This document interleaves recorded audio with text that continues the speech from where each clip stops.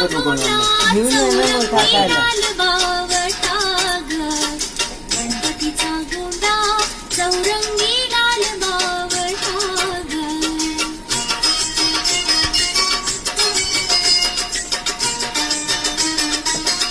गणपती आकडे बसवायचा गोलवाला.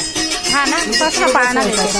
हा म्हणजे पाळण्यात पुढे ठेवून पाळण्यात बस. पाण्यात बसवा. वस्त्र विस्त्र घालावं लागेल ना. घाला ना वस्त्र घाला. पाळणा देते तुम्हाला. थांबा.